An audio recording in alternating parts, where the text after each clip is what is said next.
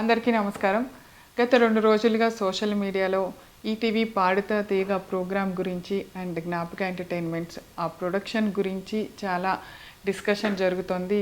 దాని మీద ప్రవస్తి గారు ఎలిగేషన్ చెప్పటం కూడా జరిగింది. సో ఆ క్లారిటీ ఇవ్వటం కోసమే నేను ఈ వీడియో చేస్తున్నాను.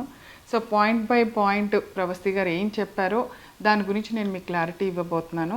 ఫస్ట్ ఆవిడ మాట్లాడిన దాంట్లో నాకు సాంగ్ సెలెక్షన్లోనే బయాస్ చేశారు. వాళ్ళ ఫేవరెట్ కంటెస్టెంట్లకి ఒక సాంగ్స్ ఇచ్చేవాళ్ళు, నాకు నచ్చని పాటలు, నేను పాడలేని పాటలు అనుకున్నవి చూసి ఇస్తారు అని ఇలా మాట్లాడారు. బట్ సాంగ్ సెలెక్షన్ ఎలా ఉంటుంది అంటే చెప్తాను. మా ETV creative team and Gnapika creative team అంటే అనిల్ గారు అండ్ టీం అందరూ కలిసి వాళ్ళు ఒక 4 జోనర్స్ సెలెక్ట్ చేస్తారు ఎవ్రీ షెడ్యూలు. ఆ 4 జోనర్స్ని మనం కంటెస్టెంట్స్ పిల్లలందరికీ పంపిస్తాము. వాళ్ళందరినీ ఆ జోనర్స్లో మన ఛానల్కి ఉన్న రైట్స్ని ఏ ఆడియో రైట్స్ మనకైతే ఉన్నాయో వాటిలోంచి సెలెక్ట్ చేసి పాటలు ఇమ్మని చెప్తాం, మేము ఇవ్వము. వాళ్ళు ఒక్కొక్క కంటెస్టెంట్ మనకి 6 సాంగ్స్ ఇస్తారనమాట. ఆ 6 సాంగ్స్లోంచి ఇప్పుడు ఒకళ్ళు ఒక స్టైల్ ఆఫ్ సాంగ్ పాడితే రెండో కంటెస్టెంట్కి ఆ స్టైల్ లేకుండా చూస్తాం. అది వాళ్ళు సెలెక్ట్ చేసి పంపించిన 6 పాటల్లోంచి మాత్రమే తీసుకోవటం జరుగుతుంది. సో ఇది ఒక క్లారిటీ. ఈ 6 పాటల్లోంచి మేము ఇచ్చిన పాటని వాళ్ళు ప్రిపేర్ అయ్యి వాళ్ళు రిహార్సల్స్కి వచ్చి అక్కడి నుంచి నోటేషన్లు అన్నీ జరిగిన తర్వాత వాళ్ళు మేము రెడీ అన్న తర్వాత మా షూట్ డేట్ని మేము అనౌన్స్ చేసి షూట్ చేయటం జరుగుతుంది. ఇది సాంగ్ సెలెక్షన్ ప్రాసెస్ అండి. ఇందులో మేము ఎవరికి ఏమి బయాస్ చేసి ఇచ్చే ఛాన్స్ లేదని మీ అందరికీ అర్థమైంది కదా.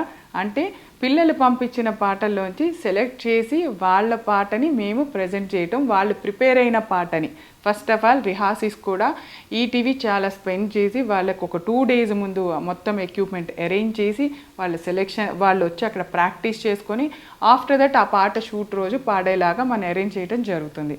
సో ఇంత దాంట్లో జరిగే ప్రాసెస్ని చాలా సింపుల్గా పాట సెలెక్షన్లో బయాస్ జరిగింది అని చెప్పి ప్రవస్తి గారు అన్నారు. సో ఇది క్లారిటీ అండి.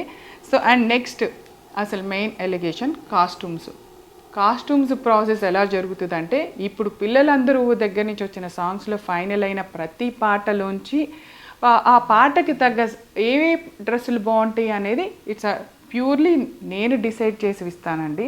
అంటే మేకోవర్లో ఈ పాటకి ఈ డ్రెస్ వేసుకుంటే బాగుంటుంది అని నేను సెలెక్ట్ చేసినవి ఈటీవీకి పంపించిన తర్వాత ఈటీవీ వాళ్ళు మాకు ఎస్ అండి బాగున్నాయి ఇవి అని చెప్పిన తర్వాత నేను అవి డిజైనర్కి పంపించడం జరుగుతుంది. ఆ కాస్ట్యూమర్ ఏదైతే దాన్ని మేము పంపించిన ఫోటో ఉంటుందో దాన్ని డిజైన్ చేసి పిల్లలకి ఆ రోజు ఇవ్వటం జరుగుతుంది. ఇది ప్రాసెస్ అండి. ఇక్కడ ఎవరి చాయిస్ లేదు, పాటదే చాయిస్. పాటకి తగ్గట్టుగా మేము కాస్ట్యూమ్ డిజైన్ చేస్తాను తప్పితే అవి మనుషులకి తగ్గట్టుగా ఏ రోజు డిజైన్ చేయటం జరగలేదు. మీరు ఒక్కళ్ళే ప్రవస్తి గారు ఇది చెప్పింది. అండ్ ఇంకొక ఎలిగేషన్ కూడా చేశారు మీరు కాస్ట్యూమ్స్ పాయింట్లోనే. నన్ను కాస్ట్యూమర్ మీ బాడీకి ఏ డ్రెస్ సరిపోదు అని అన్నారు అని.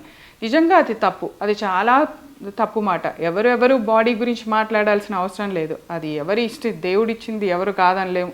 దానికి మనం ఒకళ్ళు కామెంట్ చేశారని మనం ఊరికే ఉండక్కర్లా, మీరు చెప్పచ్చు అందరికీ. కానీ మీరు ఇది ఎక్కడ చెప్పాలి? మీరు షూటింగ్ జరుగుతున్నప్పుడు సెట్లో అక్కడ నాకు కానీ షో డైరెక్టర్ అనిల్ గారికి కానీ అండ్ అక్కడ ఉన్న ఈటీవీ ప్రొడక్షన్ మేనేజర్కి కానీ మీరు చెప్పాలి. బాధ్యతగా ఉంటే, మీరు బాధపడి ఉంటే ఆ విషయంలో మీరు ఆ రోజు చెప్పకుండా ఈరోజు ఆఫ్టర్ ఎలిమినేషన్ వచ్చి నన్ను నా బాడీ షేవింగ్ చేశారు, నన్ను ఈ డ్రెస్సులు వేసుకోమన్నారు, నన్ను ఇలాగే ఉండమన్నారు అని చెప్పారు. ఇప్పుడు ఓన్లీ ప్రవస్తి గారికి ఏవైతే పొట్టి బట్టలు ఇచ్చామో అని మాట్లాడారో ఒక్కసారి 10 ఎపిసోడ్లు మనం ప్రవస్తి గారితో షూట్ చేయటం జరిగింది. ఆ 10 ఎపిసోడ్స్ కాస్ట్యూమ్స్ ఒకసారి చూడండి. ఇక్కడ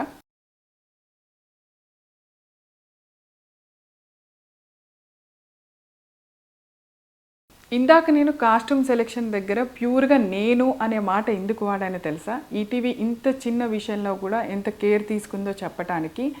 ఆడపిల్లలు 7 ఉన్నారు, మగపిల్లలు 7 ఉన్నారు. సో ఆడపిల్లల కాస్ట్యూమ్స్ విషయంలో జాగ్రత్తలు ఒక ఆడపిల్ల తీసుకుంటుందనే విషయాన్ని కూడా వాళ్ళు కన్సిడర్ చేసి ఈ బాధ్యత నాకు అప్పచెప్పటం జరిగింది.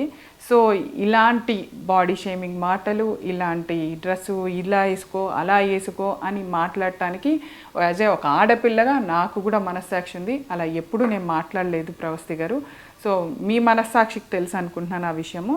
ఇప్పటి వరకు పాడుతా తీగ చరిత్రలో అట్లీస్ట్ ఒక స్లీవ్లెస్ అనే డ్రెస్ వేయటం కూడా జరగలేదండి.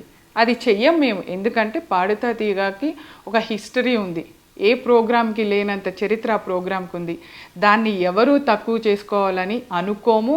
అండ్ ఈటీవీ నాకు ఇచ్చిన ఈ అవకాశాన్ని నేను ఏ మాత్రము దాన్ని ఒక్క విషయంలో కూడా ఇలా ఉండవు అనమాట. పాడుతా తీగ షెడ్యూల్ అంటే మా టీం అందరూ ఎంత అలర్ట్గా ఉంటారో మాకు తెలుసు. అండ్ బాలు గారు ఉన్నప్పుడు చాలా బాగుంది. ఇప్పుడు ప్రొడక్షన్ రాగానే, ఇప్పుడు వీళ్ళు రాగానే చెడిపోయిందని ఒక ఎలిగేషన్ కూడా అన్నావమ్మా. మేము బాలు గారు ఉన్నప్పుడు కూడా జ్ఞాపక ఎంటర్టైన్మెంట్స్ ఆయనతో అసోసియేట్ అయ్యి కొన్ని సీజన్స్ చేయటం జరిగింది పాడుతా తీగ. అండ్ బాలు గారితో మేము స్వరాభిషేకం కూడా అసోసియేట్ అయ్యి చేయటం జరిగింది. సో బాలు గారితో మాకు ఒక అసోసియేషన్ ఉందమ్మా. ఆయన కూడా అనిల్ గారి డైరెక్షన్స్కి మార్కులు వేశారు, చాలా బాగుందన్నారు. ఆయనతోనూ మేము కలిసి పనిచేసాం. పాడుతా తీగ విలువలేంటో ఆయన మాకు నేర్పించారు, మేము చేసాము. అండ్ ఇంకొకటి ఫోర్త్ది జడ్జెస్ గురించి. అసలు జడ్జి అంటే అర్థం ఏంటి చెప్పండి? జడ్జి అనే వర్డ్కి మీనింగ్ ఏంటి? వాళ్ళు అక్కడ కూర్చుంది ఒక జడ్జి అనే స్థానంలో ఒక తీర్పు ఇచ్చిన తర్వాత దాన్ని అపోజ్ చేయటానికి నేనెవరు, మీరెవరు, ఇంకొకళ్ళు ఎవరు? ఫర్ సపోజ్ ఎగ్జాంపుల్ ఏదైనా ఒక కేసులో ఇది జడ్జిమెంట్ ఫైనల్ అని చెప్పేసిన తర్వాత నేనేం చేయలేదు, నేను నిరపరాధిని, జడ్జిమెంట్ రాంగ్ ఇచ్చారు, ఆ జడ్జి తప్పు చేశారు అంటే కుదురుతుందా? ఇట్స్ లా ప్రకారం వెళ్తుంది. సో ఇక్కడ జడ్జిమెంట్ కూడా ప్రతిదీ మీరు పాడిన పాటలకి వాళ్ళు ఇచ్చిన జడ్జిమెంటు ఒక మార్క్ షీట్ మా దగ్గర ఉంటుంది. ఆ మార్క్ షీట్లోంచి మేము అన్ని టోటల్ చేయగా మేమేమి మిమ్మల్ని ఒక ఎపిసోడ్కి ఎలిమినేట్ చేయాల, 2 ఎపిసోడ్కి ఎలిమినేట్ చేయాల, 4 ఎపిసోడ్స్కి ఒక ఎలిమినేషన్ జరుగుతూ ఉంటుంది. ఆ 4 ఎపిసోడ్స్ అంటే మీరు 4 పాటలు పాడుంటారు. 4 జోనర్స్లో ఉంటాయి. ఆ 4 జోనర్స్లో మీకు వచ్చిన మార్కులు టోటల్ చేసిన తర్వాత మాకు జడ్జెస్ నుంచి ఆ మార్క్ షీట్ వచ్చాక జస్ట్ మేము అనౌన్స్ చేయటం తప్పితే ఇందులో ఎవరికి ఎటువంటి రైట్ లేదు. ఈవెన్ ఇంక్లూడింగ్ ఈటీవీ యాజమాన్యంతో సహా జడ్జెస్ ఇచ్చిన మార్కుని మేము అక్కడ ప్రజెంట్ చేయవలసిందే. ఇది ఫస్ట్ రూల్. అండ్ మీరు అగ్రిమెంట్ రాసేటప్పుడు కూడా, మీరు సంతకం పెట్టేటప్పుడు కూడా జడ్జిమెంట్కి మేము గౌరవిస్తాము అనే పాయింట్ ఉంటుంది. అది చదువుకొని ఉంటే బాగుండేది ప్రవస్తి. మీకు అన్ని పాయింట్స్ మీరు అడిగిన, మీకు అనిపించిన, బాధగా అనిపించిన అన్ని పాయింట్స్ మీద బయట వాళ్ళకి అర్థం అవ్వాలి అని చెప్పి నేను క్లారిటీ ఇవ్వటం జరిగింది. సో మీకు ఎందుకో మీ ఆలోచనలో మీకు అవి తప్పులుగా అనిపించాయి. డెఫినెట్గా నీకు మంచి ఫ్యూచర్ ఉంది. ఇలాంటివన్నీ పక్కకు పెట్టి నువ్వు డెఫినెట్గా నీ లైఫ్లో ఫైట్ చేసి మళ్ళీ అగైన్ ఒక సింగర్గా చూడాలనుకుంటున్నాము. ఇలాంటి అపోహలన్నీ పక్కన పెట్టేసే ప్రవస్తి. All the best.